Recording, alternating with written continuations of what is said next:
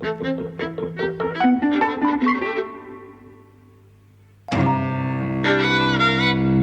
everyone. Welcome to Eavesdropping at the Movies. I'm José. I'm Mike. And we've just come from seeing Ant-Man and the Wasp. The sequel to Ant-Man. That's right. So, what did you think, Mike? I had a good time. Uh-huh. You? Well, I had a very good time, indeed.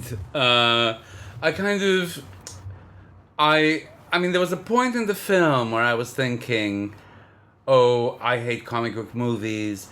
You know, when I was younger, like, the thrill of the comic books, because I was a real comic book geek.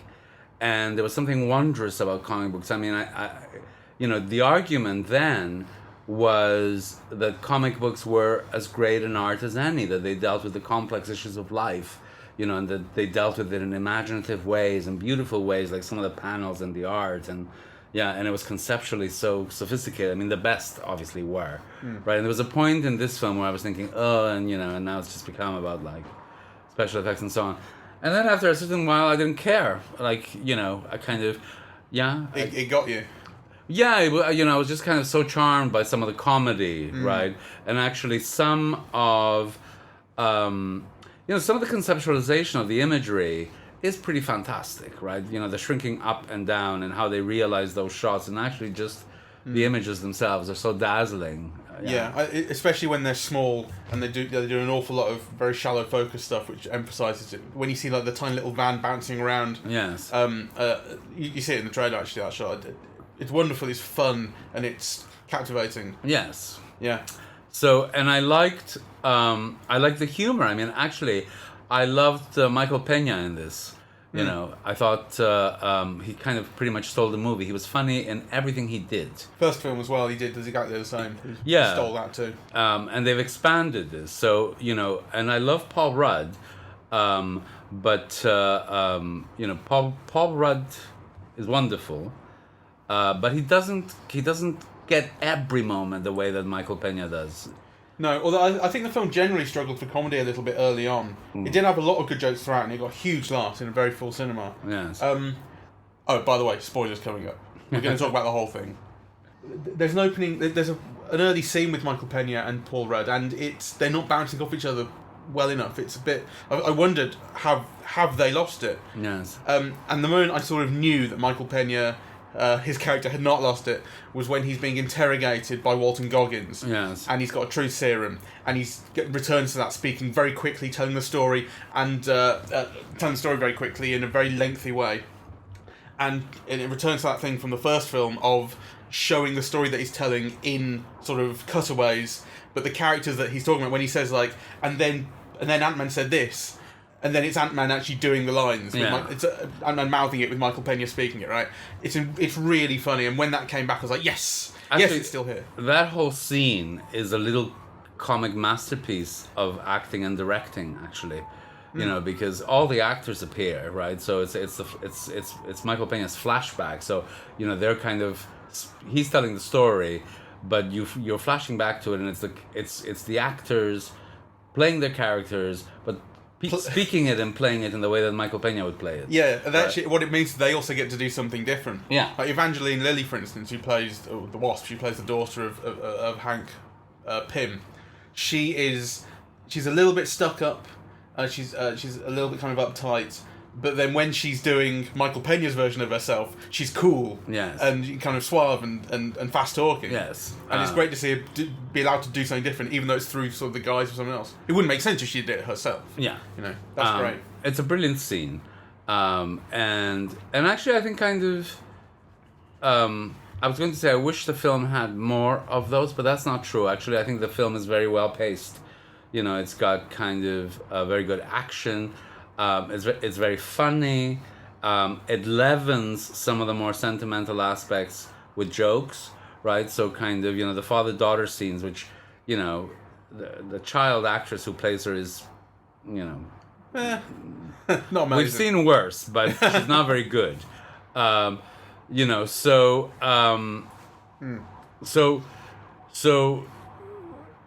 the film brings in Bobby Cannavale, or it always kind of adds an element of funniness or a twist or a joke or Yeah. a little bit of an oversized line or a performance to kind of leaven, that more sentimental stuff, which I think is very good. Yeah, and and it doesn't overdo it to the point where it's like it's unable to take anything seriously. Yes. It is able to take things seriously, but it's always got this jokey sensibility underneath everything. Yes. I was trying to think, so when I was thinking of this thing about these comic book movies, and because obviously on the one hand I love them, on the other hand, like most of them are really not very good, and and if you hold them to the highest standards of cinema, they're really not good at all, really, So and kind of, my thinking about them is, well, what are they about, and how do they enhance your understanding of either the world or what it is to be human, or so whatever themes kind of they take on. And I was kind of thinking about it in relation to this film, and I was struggling a bit, really. Yeah, I feel it's slightly in the same boat with that, and I very often do with Marvel films. I very often think my initial response is very plain, and then after a few days of thought, I'll kind of come back and go, no, it was talking about this, and this, but I think Ant-Man is actually that light. Yes. It's not really pushing at anything. No. I feel like it. And I mean, in terms of representations, kind of, I suppose it's nice that, they have like this melded family. Yeah, the Paul Rudd character, again, which was established in the first film and, kind of since developed. I just kind of wish that they would have done something more with the science, right? Because, again, just harking back to the comic books, one of the things that I love so much is that they grounded it in logic and science, right?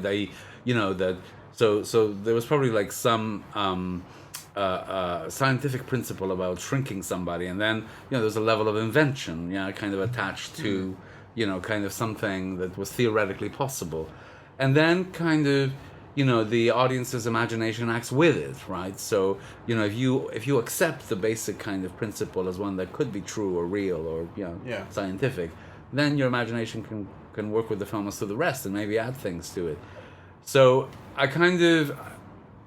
I'm sad that these films that are really that could be so much about the beauty and marvels of science and the discovery of kind of how our world works, from the smallest particle to the largest element, that's not made more of. Yeah, I kind of see what you mean. Although, if you're talking about kind of drawing on actual science to then provide a basis for invention, I don't know that there's ever been any kind of serious kind of undertaking of trying to shrink or grow something in the way that even in any way that approaches what you see in Ant-Man. I think it is kind of pure imagination, which is not necessarily a problem. Where the science comes in the film is not in trying to explain how they do it, but it's in talking about the quantum realm. Yes. Particularly in this film, it's the idea that Michelle Pfeiffer's character, the mother, has been lost in the quantum realm because she shrank way too small years ago. And then it's the possibility that she might still be there, and can we get her back? And I think the film suffers a little bit. The action suffers because it doesn't have clear enough consequences for failure sometimes, because there's this whole thing about there's this character that is referred to as a ghost. I don't know what her actual name is, who was involved in some accident years ago, which means that she is kind of phasing in and out of the real world and the quantum realm. You see her kind of shimmering, and it's cool, and she's in pain the whole time. It's explained her cells are divided, and she's in permanent pain. She believes that Michelle Pfeiffer's character, if she's still around, provides a way out because of, and this is where it starts to get really too stupid. It's about she's got some energy, and I could leech off that energy and use it to fix myself.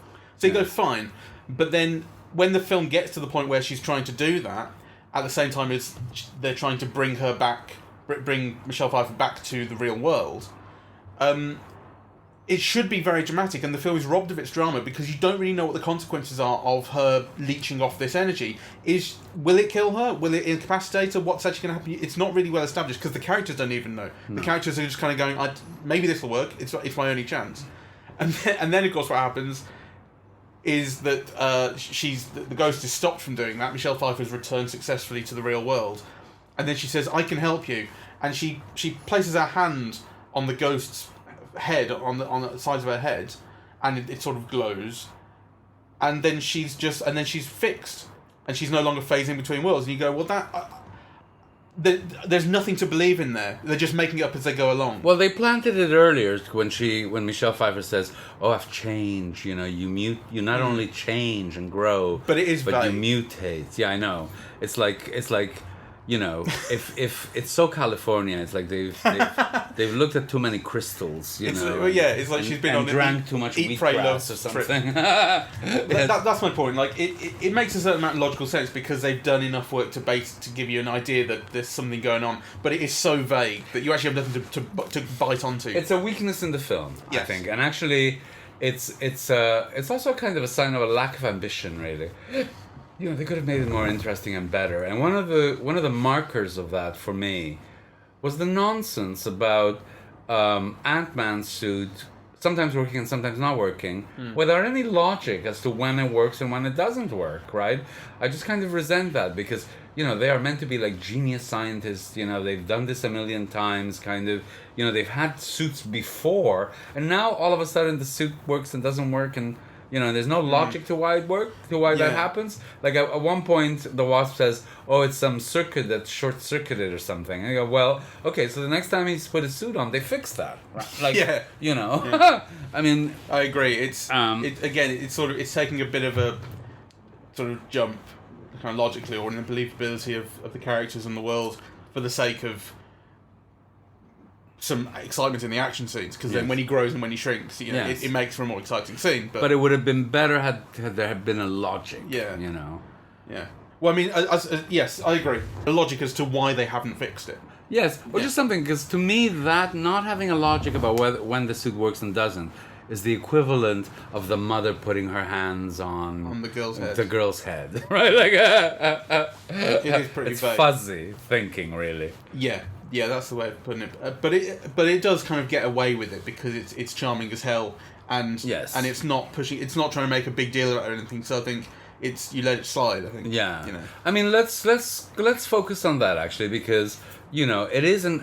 We've spoken quite a bit and maybe given the wrong impression in focusing on what we see as the weaknesses, because the thing is, it is a truly delightful film. Yeah. And the audience was with it all the way. There were also children in the audience, even though we've come from a very late night screening. There were children in the audience, because you could hear them also respond to everything. So it's a film that absolutely works. Yeah. And it has that very cartoony aspect which kids are going to respond to, isn't it? With things being big and small. There's this whole thing about the big ants walking around. It's like that's become very normal now in their world. Just the ants are big and help out and can play the drums. And it's light. I mean, I guess these are sort of. I can't think of any better way to describe it. This seems like pretty bland words to use, really, but it is the charm of it, is that it's light and airy and doesn't make too many demands on you. I mean, one of the things that I was thinking of when I was watching the film is, because I didn't quite register when I saw the first Ant-Man film that the director of that film was the same director as Down with Love. Right? Have you seen Down with Love? I have not. Okay. It's a serious takeoff of the Doris Day, Rock Hudson romantic comedies on the 50s. So on the one hand, it's kind of like a postmodern film, which is all like surface, it's all style, they're all aping that world and those characters, and it's played really in a very high style, yeah? Yeah. And I remember kind of, I saw it when it first came out, and I appreciated the style, and I loved Ewan McGregor and Renée Zellweger and the whole look of the film and the pacing on it.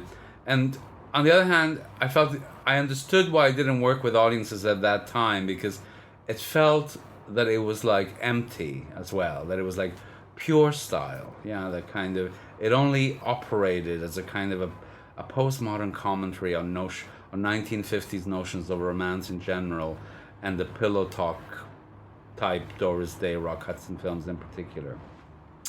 And then I saw it on TV recently, and I found that exercise in style was just dazzling in a way that maybe I hadn't, I mean, I'd noticed it, but I'd noticed it as a lack the first time around.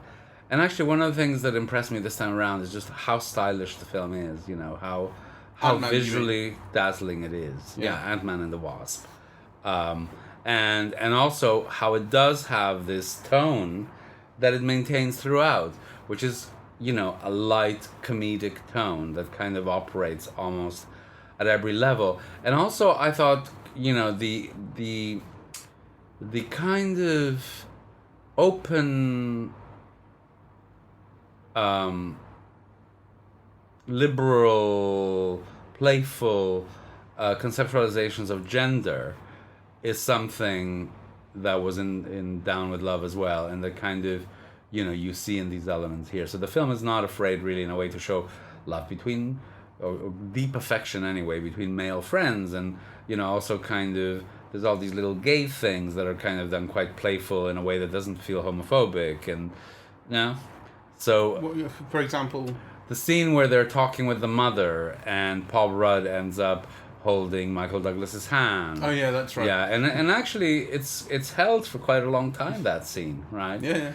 So it's a setup to a joke. I've forgotten that one. Yeah, but on the other hand, kind of at the end of it, the joke could have been Paul Rudd shaking the hand away or whatever. Whereas, it's just the punchline is just a glance, right? Yeah. Like an intrigued glance. That's, so I thought that's when Michelle Pfeiffer is sort of taking over Ant-Man's body. Yeah. And so he becomes kind of, sort of quite feminine, and then if you didn't know, you'd sort of say that was kind of quite fey. Yes. Or whatever. And, yes. And it's played really beautifully. Yes. And yeah.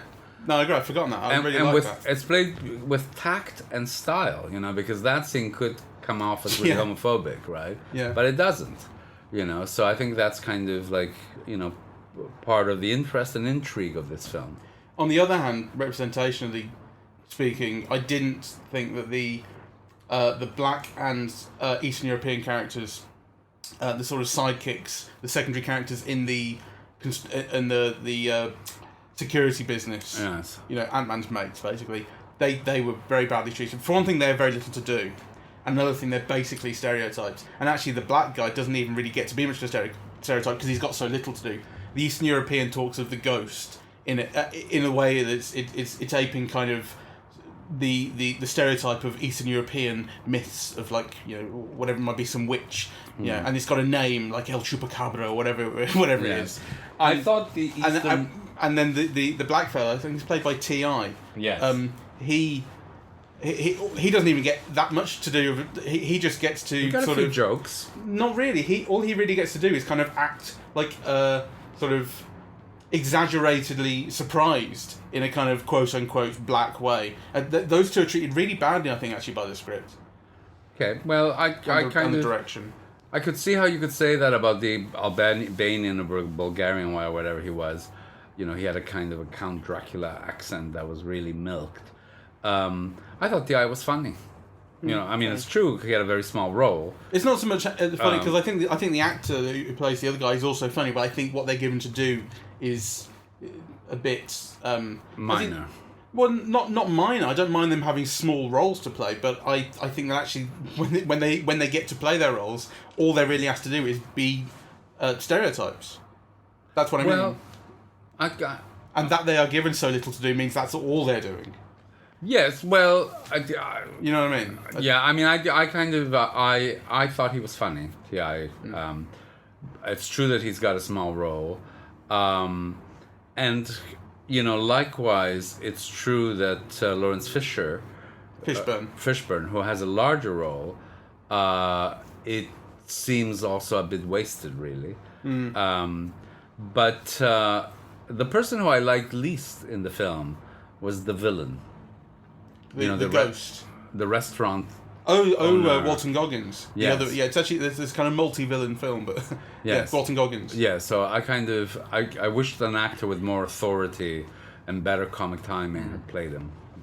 I think he's a good actor, Walton Goggins, and I think he could have played him better, unfortunately. But I agree with you, essentially. Yeah, he's not good enough. He's not good enough. It's got quite a cliffhanger. It does, and actually, Gasps I love from that. the audience. Yes, I love that about the film, because actually, what happens is like it's a real serial. So the narrative is resolved, but then just as you think it's about to end, another little scene begins that sets up a completely different problem, a completely different question, and the film ends. Yeah, so you have to watch the sequel. So what happens in this scene? It's a mid-credit scene, like Marvel always have. They always have cut to credits, and then the credits are big and exciting and produced with lots of graphics, and then it goes, end of the kind of first part of the credits, and we'll have a scene, and then they do the rest of the credits normal, just white text on black, and then they'll have another post-credit scene, which is normally stupid, and it was this time. I stuck around for it. It's just the ant playing drums. It's in the trailer. Boring. But the mid-credit scene it's great, because you've had this very, very light film, even at the moment of its highest drama. It's not really been about kind of making you feel like everyone's going to die. It's never. And so everything's been resolved, and they're on top of a building doing some experiments, and they send Ant-Man down to the quantum realm to pick up some healing particles. It's so fucking lame. Go collect some healing particles, and so he does. And then all of a sudden, they're not responding on the radio.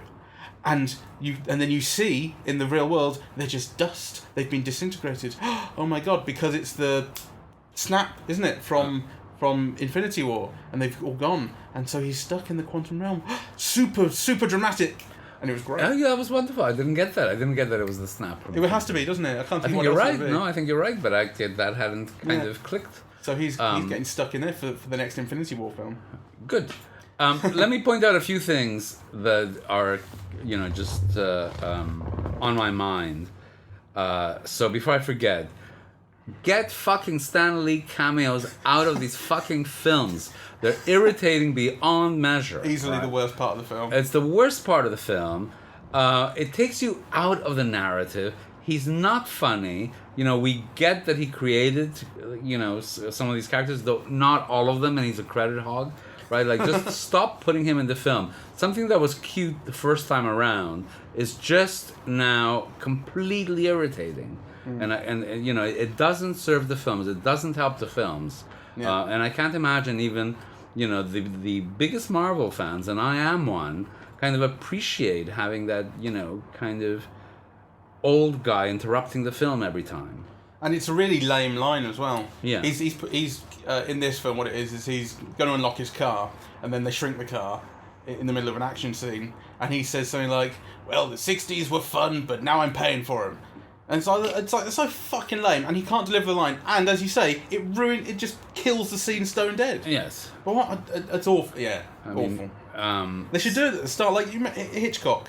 He would do his cameos like 5 minutes in, so that people would not waste the film looking for him. Or it would be like somebody's reading in the newspaper and you just see an image. You don't have to give fucking Stanley a whole scene. Yeah, but if they are going to give him a line, they can at least do it 2 minutes in, so it's over with. Yeah.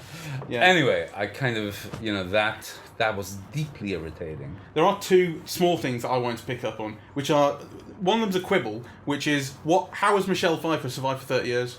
What's she been eating? I felt the same thing, kind of. It's really easily over. Actually, it's one of those stupid things, but that's the question that came to my mind. Is there a bathroom in the quantum zone? I thought there might be something in if she was sort of frozen in time and then came back as Michelle Pfeiffer from 30 years ago. Yes. But of course, they just don't do that. I mean, the reason they've cast Michelle Pfeiffer is so that she can be the right age now. Yeah. And she's great. I like her. She's wonderful. Actually, I think she's so. Michael Douglas has had a very interesting career, and he's played very interesting roles, and actually he was one of the superstars of the 90s, of the 80s and 90s, actually, there's no question about that. But when Michelle Pfeiffer appears on screen, she's not only beautiful, but she's troubling. Like, you get a sense of lots of things going on in her mind, right? And kind of, like, she just kind of evokes depth of feeling somehow, in a way that Michael Douglas doesn't. Yeah.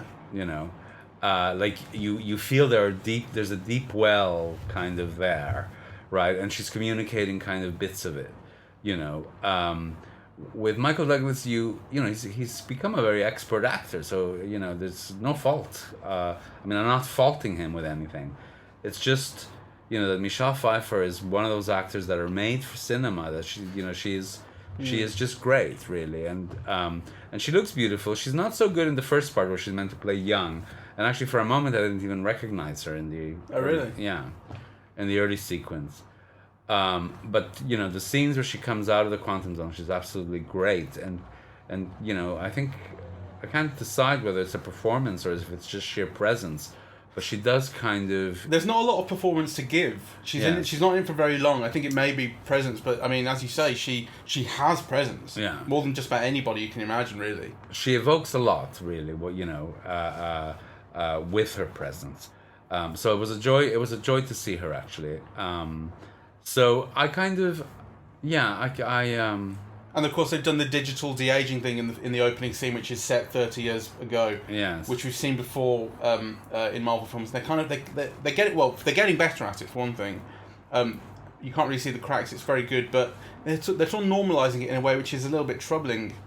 Somehow. Well, I think what happens is that you erase the things that I'm admiring about Michelle Pfeiffer now.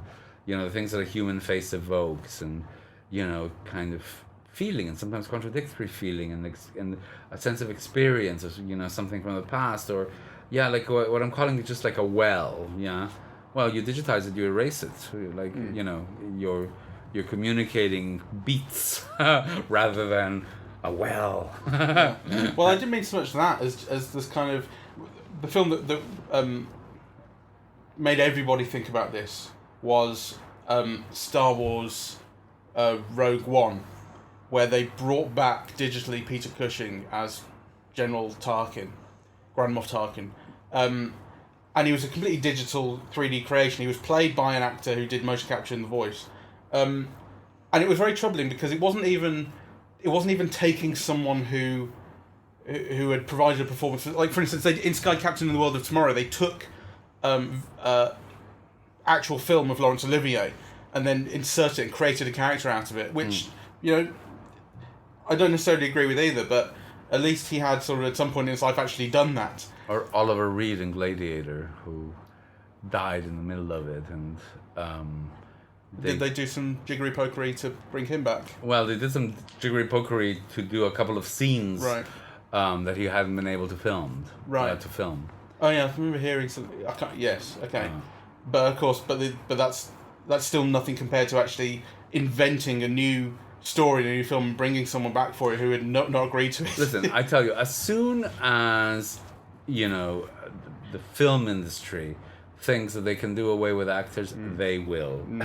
But so far they haven't delivered anything that comes even close to it. Yeah, and the only reason I bring it up with regards to Ant-Man, because obviously with Ant-Man these actors are on the film, they're being paid, and they are well aware that they're being digitally aged back 30 years. It's just kind of the more normal it becomes, because it's not like in Star Wars it was kind of the point of that character. They were really showing off that they could do that, whereas in this opening scene in Ant-Man it's incidental almost. Yeah. The other thing I thought, which was just a little thing I noticed, is there's a 15-minute timer in the film. It's when it's Hank Pym has it when he's shrunk down to the quantum realm to find his wife. Yes. It's a multi-layered action scene. It's a little bit Inception-y because there's people of different. Inception was layered through dreams, and this is layered through sizes. So he goes to the quantum realm within the building, which has been shrunk down, which is within a car, which has been shrunk down. He has a timer of 15 minutes, and Mission Impossible, the bomb was 15 minutes, and I wonder if that's just like the magic sort of time. That's like the magic dramatic amount of time for a final action scene. It's 15 minutes before you'd all die. Well, the thing is that I think in Mission Impossible is done in real time. Yeah, so the 15 minutes is also the 15 minutes of the film, if I remember. Really? I thought so. Well, I mean, I'd be glad to check when it's on DVD. Yeah, we'll only be able to find out when it's on DVD. Yeah. Because obviously I couldn't, look at my watch. But my feeling was, and I was paying attention to, right, to try and correlate it. And my feeling was that in the Mission Impossible film, that the 15-minute deadline was in real time. That was not my feeling in this film. No, certainly not. It's just it is there. But I wonder if like half an hour is too long, 5 minutes is too short, 50 minutes feels like it's the right dramatic amount of time for someone to be able to do something just about. Yes. I don't know. Well, that might be right. You know, I mean, 50 minutes is a long time in film time, really. Yeah. So, but anyway, is there anything else that we want to bring up? I mean, for me, to summarize, what I love most about the film, which I think is a kind of a triumph, is, you know, maintaining this light, airy, comic tone. Yeah, the film is very funny, and also, you know, creating kind of this fantastic world with this dazzling imagery in which kind of, you know, these characters can operate. And yet, you know, what you remember most is actually not what is, I think, truly dazzling conceptualization of this world, yeah, this world where people go big and small, but actually what you remember is, like, you know, the people, yeah, the characters. Peña, some of Paul Rudd's better moments. He's brilliant, actually. I He's mean, really good. We haven't emphasized that enough, really, because, you know, he is the light comedy actor of the era, really. I can't think of anybody better than him. And you know, this is a role for him. It's really, really good. He's really good in it. Yeah, I'm really impressed with the lightness of tone. I mean, we've used that phrase a lot, but it's absolutely accurate. And there were so many films I was kind of comparing it to. While I was watching it, it's got elements of contact with the kind of love across great distances and trying to get someone back. And actually, that's the same from Interstellar as well. And then there's other elements that are Interstellar, like when you go into the quantum realm and the visuals become all kind of screwy. Like Annihilation in a way as well, and Inception I've mentioned. It's in a way it's like all these films had a sense of humour. Yes. You know, and it's those films are really deeply about ideas, and feeling. And this film is not, but but if it, you know, it sort of takes from those. I'm not saying they are direct references or anything like that, but it just feels like it takes those ideas and kind of imagery in a way, and treats them with less seriousness and more lightness, and finds fun in them that actually those films never did in a way. Yes. You know, yes. Like you can't say that Christopher Nolan film has ever been laugh out loud funny. Yes. But this is true. Okay, last word. I really liked it. Yes, I loved as it. much as the first one, not more, but I like the first one loads. So yes. Yeah, me too. I highly recommend. And actually, I thought what was interesting is that, you know, it is a film for all ages, really. I think children would love it as much as adults do. Yeah, and that's actually a really good point. It's not too adult either. Yes. But not in that patronising way of being like, but we also got jokes for kids. Yes. It's just generally... It's a film for the whole family. Really light, cartoony. Yeah, it's lovely. Yes. Okay, well, thank you very much for listening. We are eavesdropping at the movies, and we are on iTunes, SoundCloud, Twitter, Facebook, and eavesdroppingatthemovies.com. Right. Thank you very much for listening. Bye-bye. Okay. Good.